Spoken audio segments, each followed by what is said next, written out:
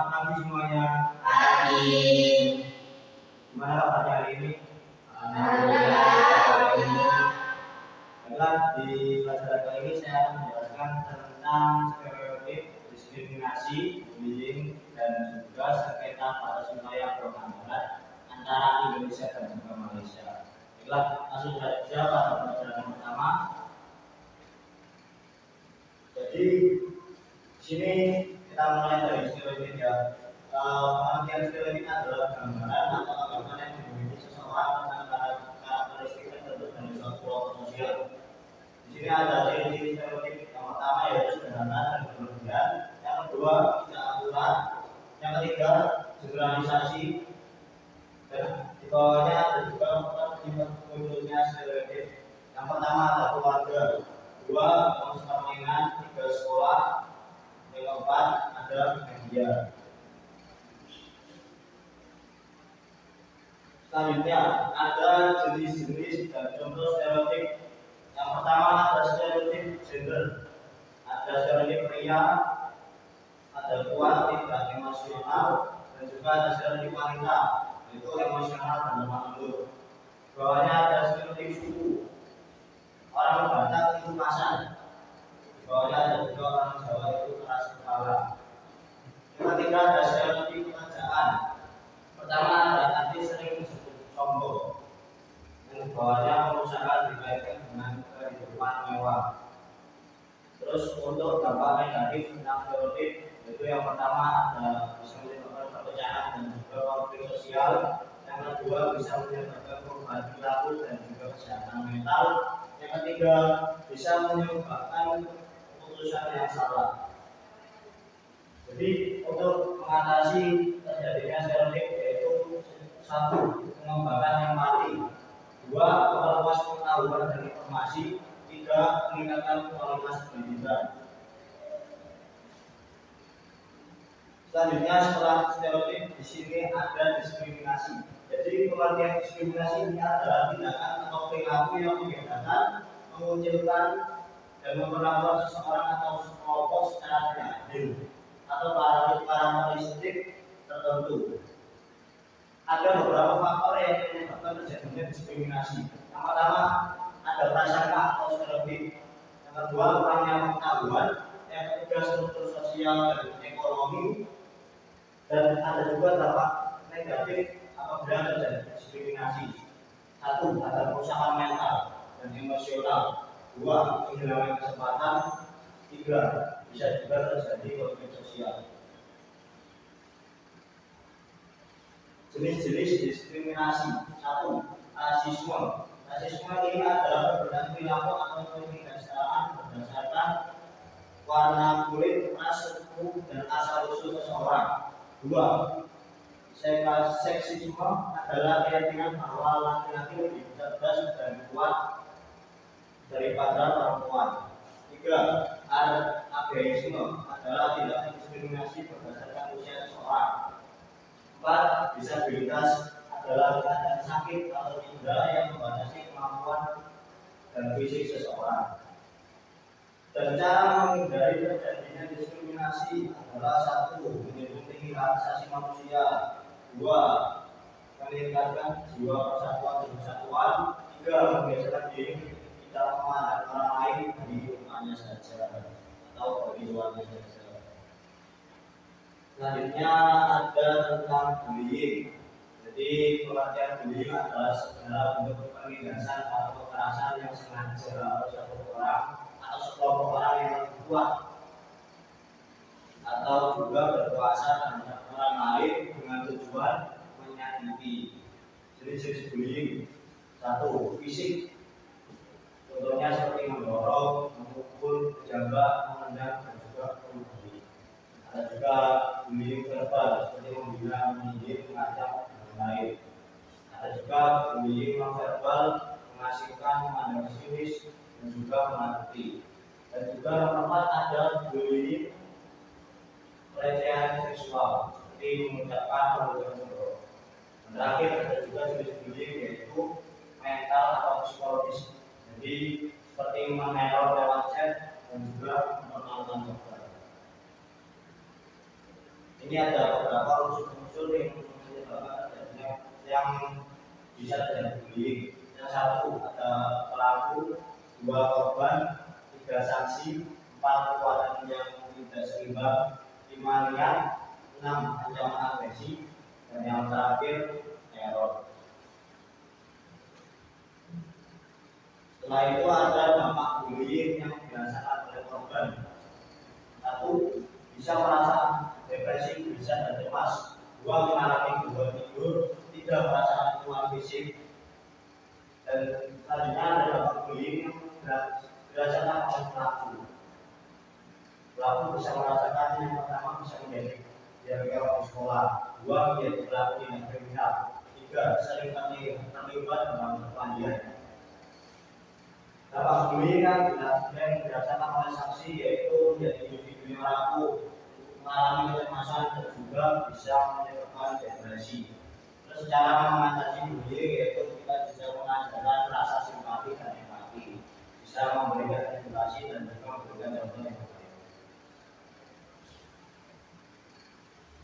Baiklah, setelah saya jelaskan tentang stereotip, diskriminasi dan juga bullying, silakan apabila anak-anak ada yang mau bertanya. Saya Pak, Boleh silakan perkenalkan diri dan juga pertanyaannya. baik, perkenalkan nama saya Ahmad Firmansyah.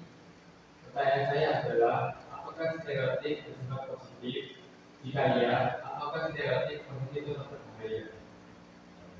Menjawab pertanyaan dari Ahmad Firman ini, bisakah stereotip bersifat positif? Jika iya, apakah stereotip positif itu berbahaya? Bila saya jawab, ya, stereotip bisa bersifat positif dalam artian memberikan penilaian yang baik pada suatu kelompok. Misalnya, orang Asia Timur pintar dalam matematika. Namun, stereotip positif tetap berbahaya karena bisa mengabaikan kepentingan individu, juga bisa menciptakan tekanan, bisa menyembunyikan ketidaksetaraan, dan juga bisa dapat merubah menjadi negatif. Jadi selanjutnya, selain Ahmad Rafi ada yang mau bertanya lagi, boleh silakan. Bagaimana stereotip, diskriminasi, dan bullying saling berhubungan? Oke, bagaimana stereotip, diskriminasi, dan bullying saling berhubungan? Stereotip seringkali menjadi dasar bagi prasangka yang kemudian dapat memicu tindakan diskriminasi atau bullying. Ketika kita memiliki pandangan negatif yang disederhanakan tentang suatu kelompok, kita lebih mungkin untuk memperlakukan anggota kelompok tersebut secara tidak adil atau negatif. Selanjutnya saya akan menjelaskan tentang sengketa batas wilayah untuk keamanan. Jadi pengertian sengketa batas wilayah untuk keamanan adalah konflik antara Indonesia dan Malaysia terkait kepemilikan wilayah dasar laut di Laut Sulawesi yang diperkirakan mengandung cadangan minyak dan gas alam yang besar. Jadi sejarah munculnya sengketa ini diawali pada tahun 1969 tentang perjanjian kapal batas landas kontinen antara Indonesia dan Malaysia. Dan kemudian terus berlanjut sampai terakhir tahun 2009, yaitu terjadi pertemuan antara Presiden SBY dengan Malaysia untuk meredakan ketegangan. Sengketa Blok Ambalan disebabkan oleh perbedaan interpretasi perjanjian atas wilayah dan klaim kepemilikan wilayah yang kaya sumber daya alam. Latar belakang terjadinya konflik: satu, klaim kepemilikan wilayah; dua, sumber daya alam; tiga, perbedaan interpretasi perjanjian. Dari klaim yang diajukan oleh kedua negara, itu klaim yang diajukan oleh Indonesia: satu, Blok Ambalan merupakan bagian dari wilayah Kalimantan Timur Indonesia. Dua, berdasarkan perjanjian kapal batas landas kontinen tahun 1969, Blok Ambalan termasuk dalam wilayah Indonesia. Dan juga klaim yang dilakukan oleh Indonesia adalah klaim Indonesia didasarkan pada bukti sejarah dan kajian ilmiah. Selanjutnya, pihak Malaysia mengklaim bahwa Teluk Ambalat termasuk dalam wilayah Malaysia berdasarkan peta yang diterbitkan pada tahun 1979. Dua, Malaysia mengklaim Teluk Ambalat sebagai bagian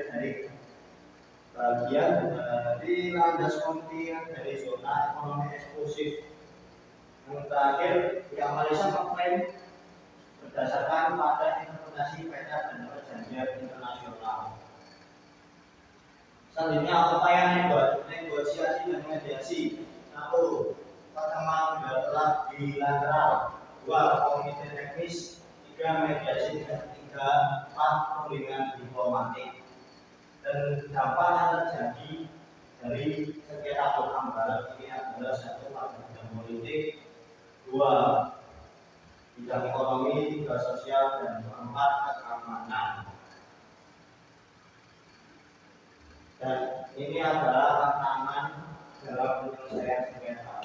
Pertama, perbedaan interpretasi, 2. sumber daya alam, dan 3. faktor ekonomi. Dan upaya penyelesaian sengketa yaitu dengan cara pertama negosiasi bilateral, 2. arbitrase internasional, 3. kerjasama pengelolaan, dan juga selanjutnya mengenai apa yang saya jelaskan tentang sengketa wilayah Teluk Ambalat antara Indonesia dan Malaysia. Dari yang jelaskan tadi, apakah ada yang mau bertanya? Ya, bisa silakan. Mengapa Teluk Ambalat menjadi wilayah yang dipersengketakan? Baik. Mengapa Teluk Ambalat menjadi wilayah dipersengketakan? Jawabannya adalah alasan utama sengketa ini adalah potensi sumber daya alam, terutama minyak dan bumi yang ini tergabung dalam jumlah signifikan di Teluk Ambalat.